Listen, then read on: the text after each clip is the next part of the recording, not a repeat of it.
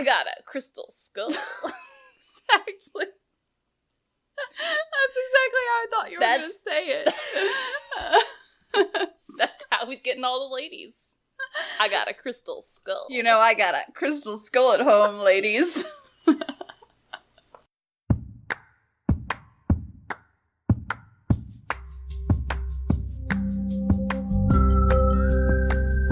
Hello, and welcome to the podcast. I'm Risa. And I'm Ariana.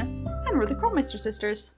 As a reminder, this podcast is rated T for teen for strong language and mature themes. If you want a podcast that doesn't have mature language and themes, shit.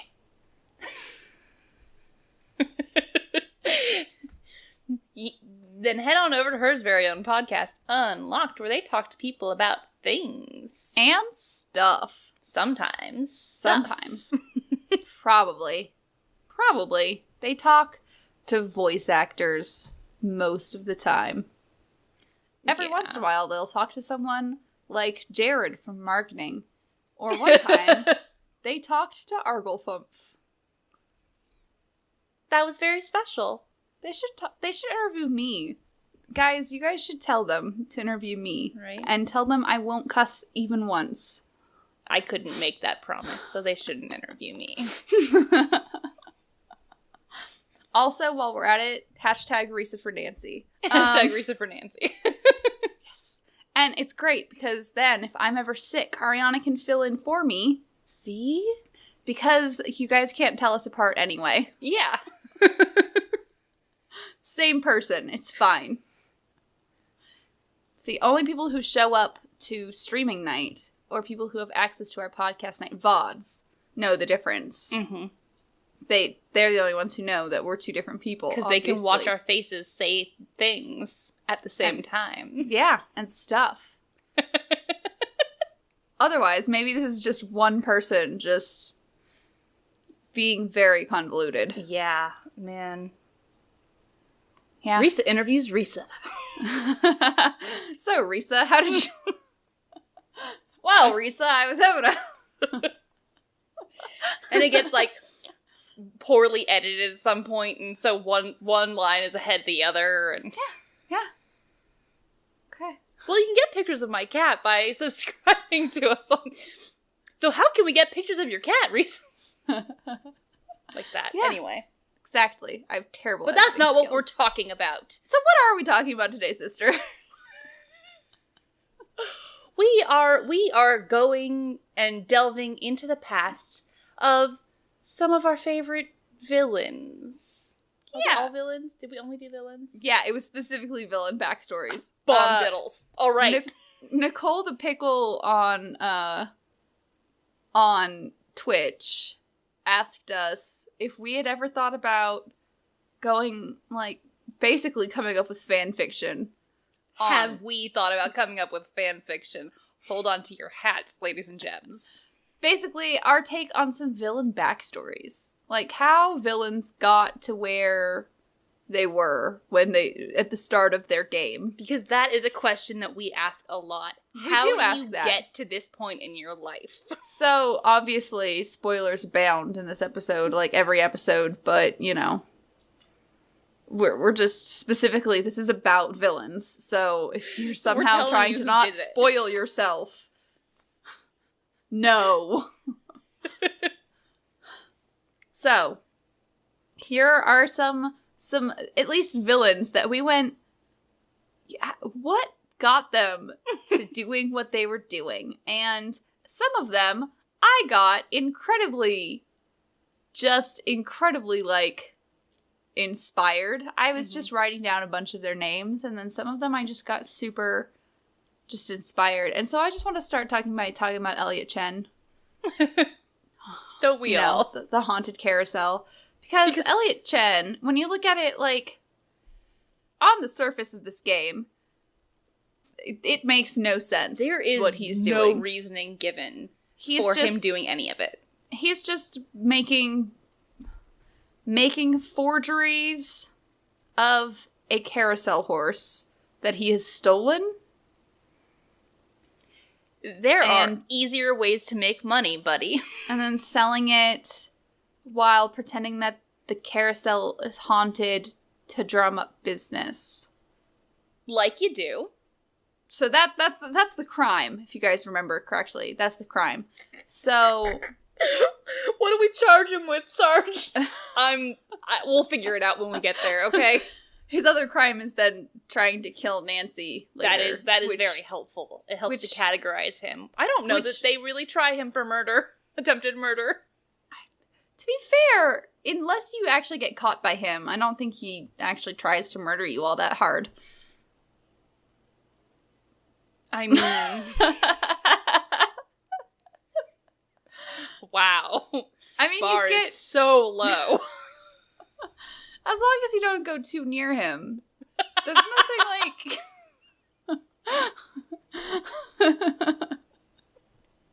Just maintain a healthy distance and he won't murder you. If he murders you, it is your fault. You got too close. So I was just coming up with, like, how did he get to where he got?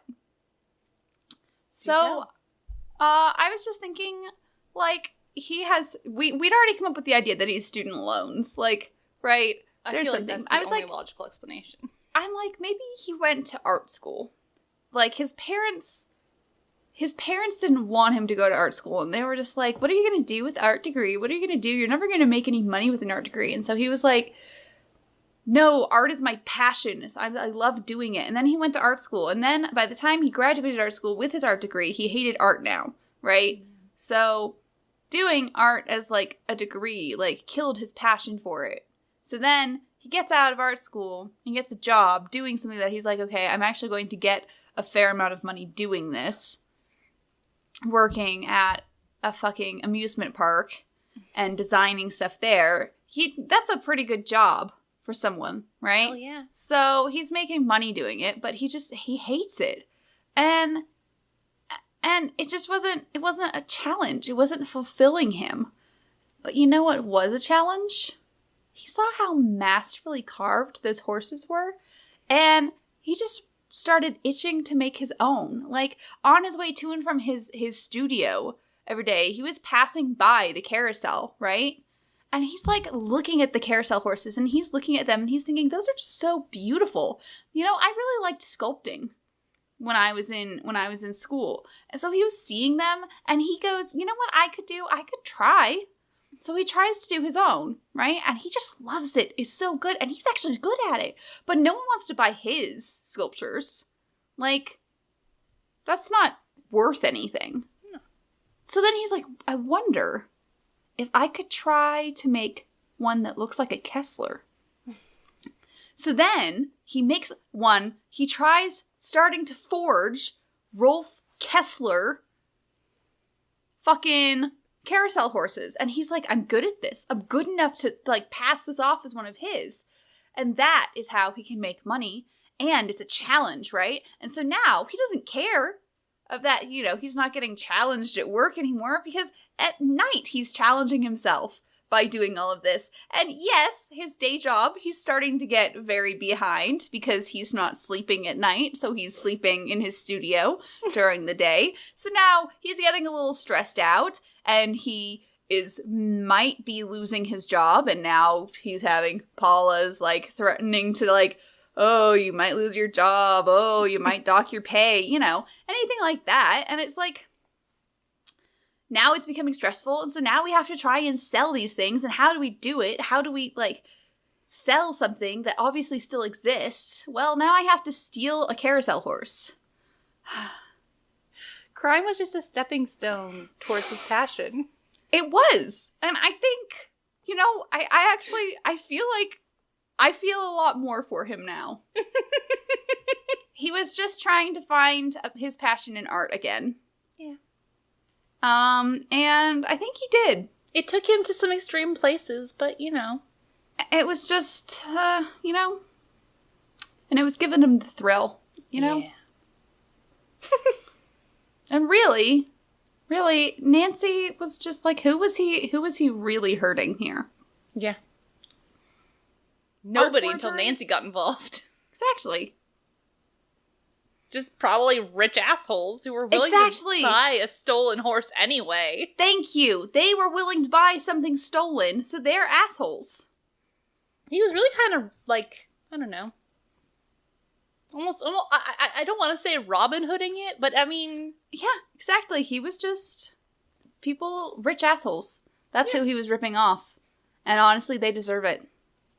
So really, Nancy just should have walked away. She should have walked away. She just should have walked away. In the words of May Perry, you couldn't have walked... Or whatever. Couldn't just left this alone, could you? Or whatever. Whatever the fuck she says. May Paris Perry. May Paris Perry. Yeah. So that's my Elliot. That's my Elliot. I like it. Ultimate Good. challenge was really forgery. Crime was all he needed to re-engage. Yeah. Crime was all he needed to reignite his passion. Is there anyone you want to talk about? All right. Renee Amon? Yeah. Yeah. That sounds like the French way to pronounce that. Yeah. Okay. So she spent much of her youth in New Orleans, learning about the strange, magical, paranormal places and things known throughout the human world, like you do. Like you do. You know, she loved those stories, the El Dorado, Fountain of Youth, Holy Grail, all that stuff. She was fascinated by it, and she, from a very young age, just always wanted to be someone who found one of those things. She wanted to be connected to something bigger. And that is what led her to meet Bruno Bolet.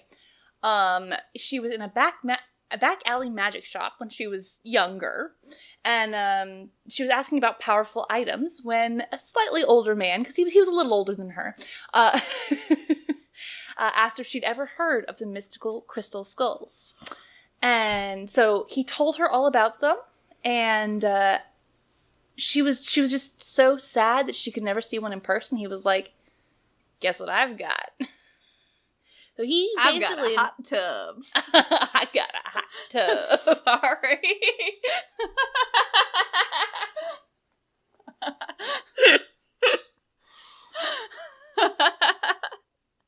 Wow. At any rate.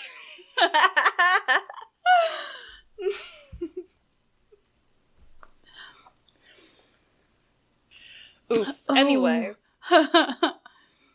But no, so Renee wanted to be near the crystal skull by any means necessary. She knew that he kept it in a safe in his office for a long time.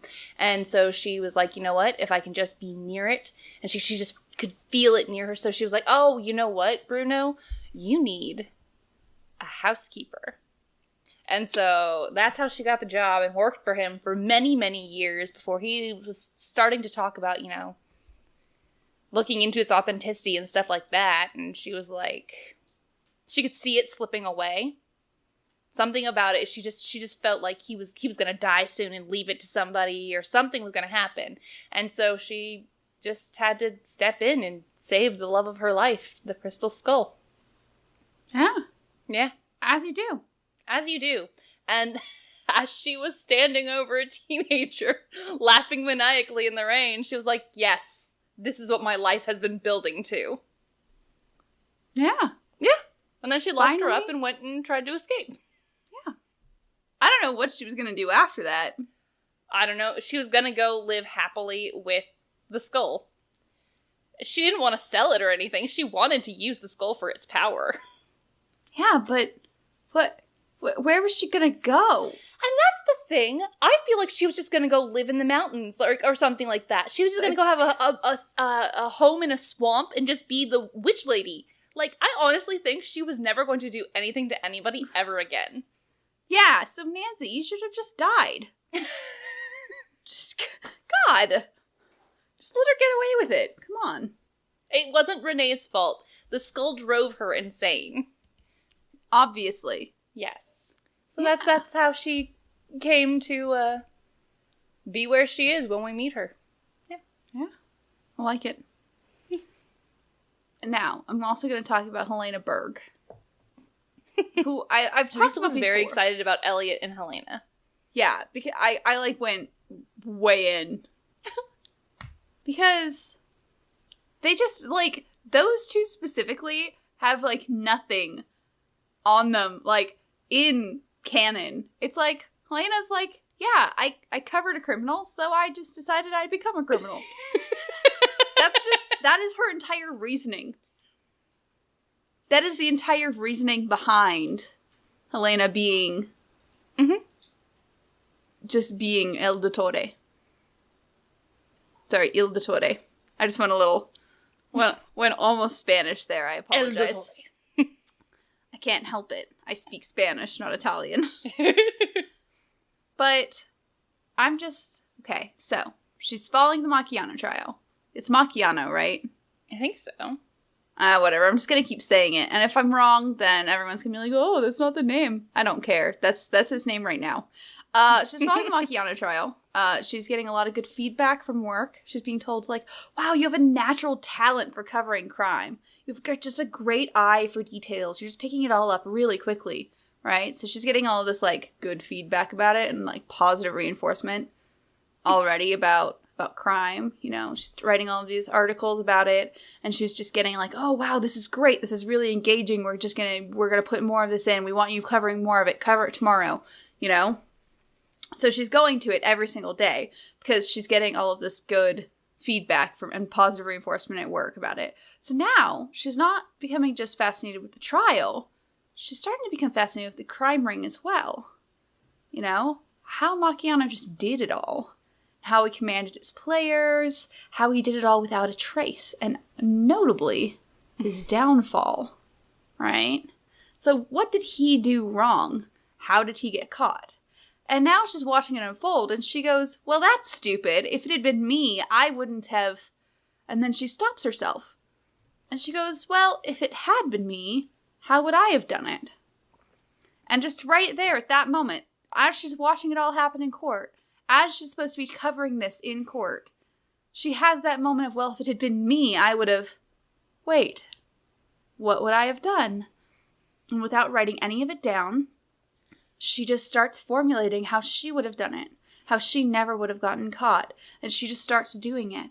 And so now she starts making a list in her brain as well of all of the people, all of the contacts that Macchiano had that didn't ever get actually caught. Which, in my opinion, that was the dumbest mistake she made. Because all these people who are still out there, who are, like, in the police, like, system as being, like, they were associated with him, but they were just never able to actually catch them. Like, Enrico and stuff. It's like... Well, but she did it in a smart way because, yeah, they were connected to him, but, like... There was never any proof. There was never any proof, and she had no connection to him. So just by virtue of having a tangential, I don't know. I feel like it was pretty smart. Yeah. So she does all of this, and she starts thinking. She just starts using it at first as her, just, you know, as just in her brain of all of these, you know, as a mental exercise on how she would do it, and then she just begins to ask herself a very simple question. Well, why not? I feel like your version of Helena is a little close to me. I like my version of Helena a lot better. Well, to be fair, towards the end of the game, this is kind of like what you're getting, but none of it's actually in the game. Mm-hmm. And it's just like, you know, the idea that she could move there to be able to, like, move to the city she loves that she's never been able to move to. You know, to be able to do all of this. It's just, you know, how would she do it? And just, well, why not? Yeah. I feel like all it just took was... You ever feel like one bad day away from that? It's just like, yeah. Nah, I'll go for it now. It just took one of her just trying to get a hold of contacting one person, one contact, and then responding for it to all get going. So her just contacting Enrico Tazza, and then him getting back to her, and that's it. bam. Because it all Enrico got will rolling. talk to anybody. It's true. I mean, Especially if you pretend to have any authority over him, I'm pretty sure. Yeah. So, I think that's, I think that's it. I dig it. I can dig it. I honestly, it's better than what they actually gave us, which is literally nothing. Your explanations are very much just that people are trying to follow their passion. they're finding themselves, and they happen to find themselves to be criminal. Let's come up with Andy Jason then, because I need to figure out what happened with Andy Jason and how he got to where he got. His mother, he has mother issues, okay? He has mother issues? He has very clear mommy issues, okay? Get a strong Norman Bates vibe from him. Okay, so he's got mother issues, okay. So his mom was a whale trainer? I don't know where he gets his whale training from. How does he know how to train whales? He fed his mother to sharks. His mom worked at SeaWorld. He grew up at SeaWorld and watching them train the whales. Yeah.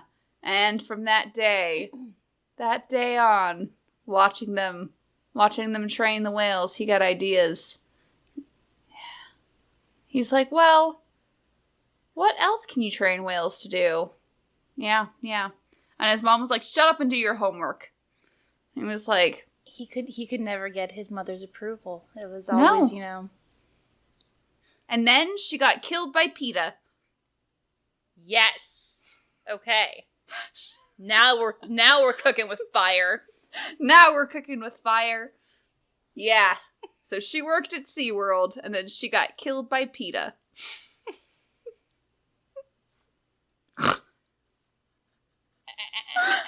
And Andy just was like, well, now I can never get her approval on anything. And so he kept, ratcheting up his ideas to be bigger and bigger until he went, I'm gonna train whales to steal shit. Yeah. Obviously. Mm-hmm. That's obviously what happened. And that's why the huge fucking ship for such a small operation, they have one whale. It's not even like they got, a bunch of whales that they're training. It's one whale. He's just like, I gotta show Mama. I gotta show her. She gotta be proud of me. Yeah. Exactly. That's how it happened. That's how it happened, guys. I had to think of that. Yeah. So, that's how Andy Jason got to where he got. Definitely. Yeah. Emily Griffin from Ghost Dogs of Moon Lake, who's apparently supposed to be in her 30s, according early 30s or late 20s. I can't remember. That's so upsetting. Because they definitely did not model her to look like that. She looks like she's in her... her to look like she was in her late 40s, early 50s. Yeah, definitely. So she's a lot younger than we thought. She's had a rough life.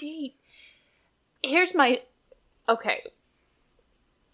I feel like mentally, she's a bridge troll. She just loves gold. My idea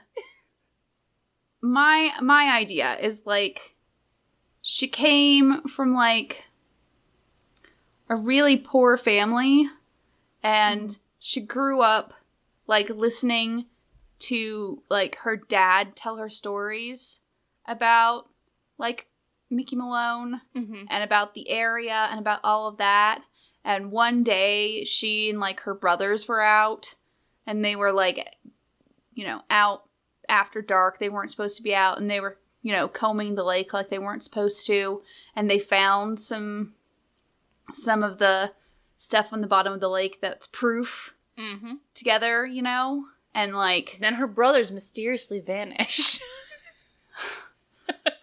Maybe they drowned. Maybe that's that time. She killed them. Maybe she did. Maybe it was they all were yes, and now we can...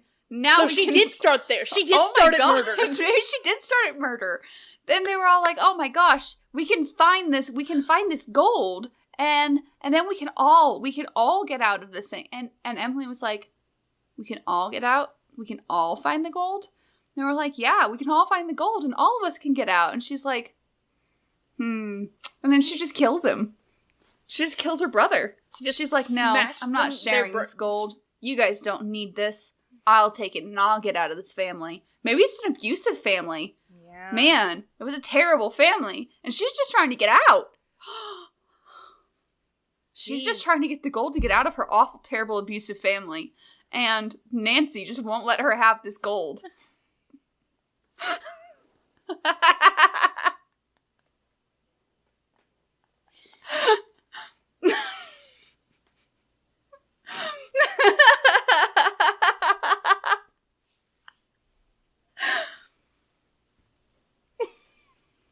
She actually named all the dogs after her brothers. She had 4 brothers. It's true.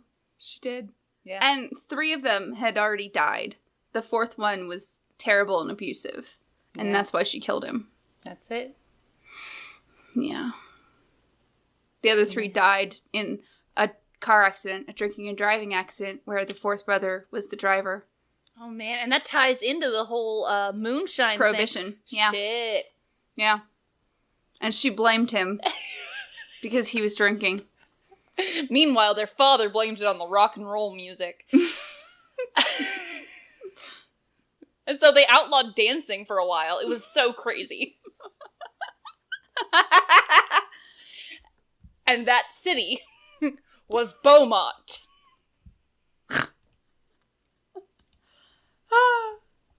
Do you have any others that you want to talk about? Because that's Emily Griffin. That's my favorite now. Came up with an origin story. That tied into Footloose. The origin story. So basically, she was what's-her-name from Footloose. No. I don't think what's-her-name from Footloose drowned her brother for gold. Not the brother that died in the car crash, but another brother, yes. She didn't drown him for gold. That's not how Footloose goes. You don't know that. I do know that. I have seen... Because he was a piece of shit. I've seen Footloose, and that's not how it goes. They didn't care about that one dying. They just cared about the one that died in the drunk driving accident. For some fucking reason.